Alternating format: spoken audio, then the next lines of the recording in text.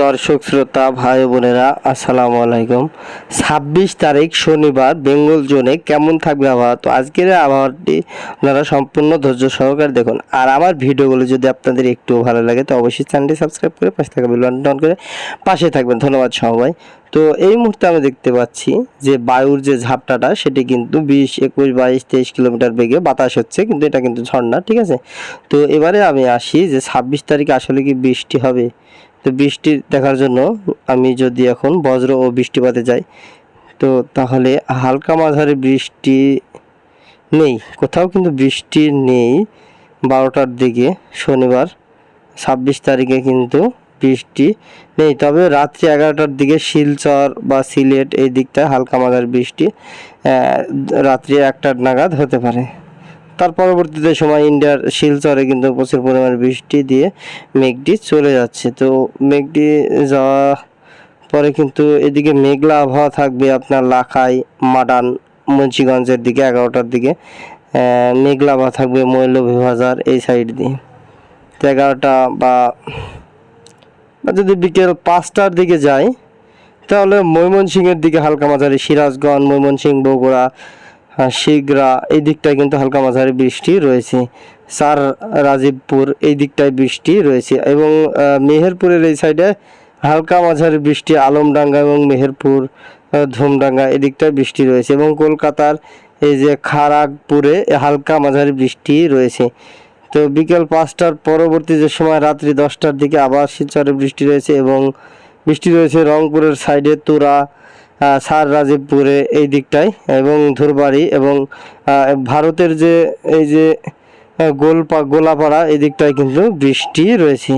তার পরবর্তী যদি আমরা সময়ে যদি বৃষ্টির পরিমাণে যাই, তো লাস্ট যে 24 ঘন্টার বৃষ্টি আমি দেখে নেব।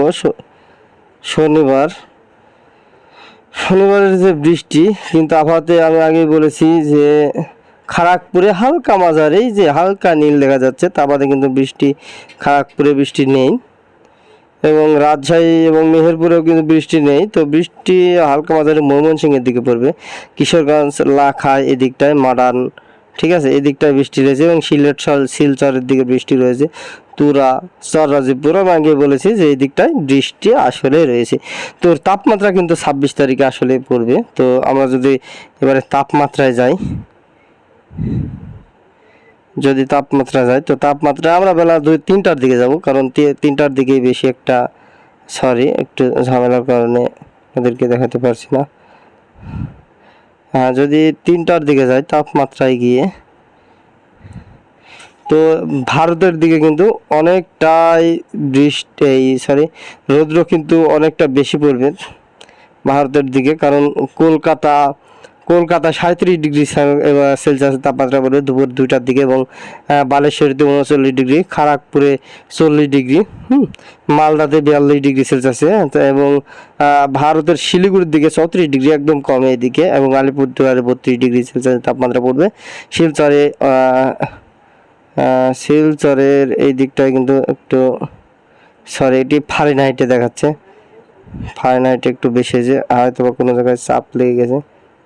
হ্যাঁ, এই যে ফারেনহাইটে পড়ছিল। তো এই দিকটা রাজশাহীতে 38 ডিগ্রি সেলসিয়াসের তাপমাত্রা পড়বে, এবং ঢাকায় বাংলাদেশের যেই কয়টি জেলা হচ্ছে পারে তাপমাত্রা পড়বে আমি দেখাই দিই।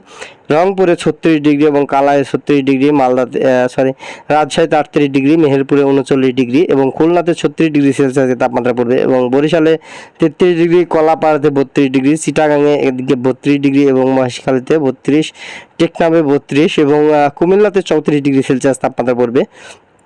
ময়মনসিংহে 34 ডিগ্রি সেলসিয়াস তাপমাত্রা পড়বে, সিলেটে 30 ডিগ্রি, এবং শিলচরে 31 ডিগ্রি সেলসিয়াসের তাপমাত্রা পড়বে।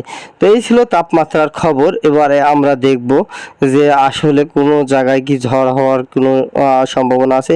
তো জিএফএস মডেলে যদি আমরা যাই, জিএফএস মডেলের যে বায়ুর ঝাপটা দেখি, তো দেখতে পাচ্ছি যে ঝড় হওয়ার সম্ভাবনা কিছুটা রয়েছে। তো ঝড় না, এটা আসলে বাতাস হবে। তো 26 তারিখে তো পরবর্তী যে সময় যদি ঝড় হাওয়া যে সেলসিয়াস তাপমাত্রা যদি দেখায় তো সাথে সাথে আপনাদেরকে জানাই দিব।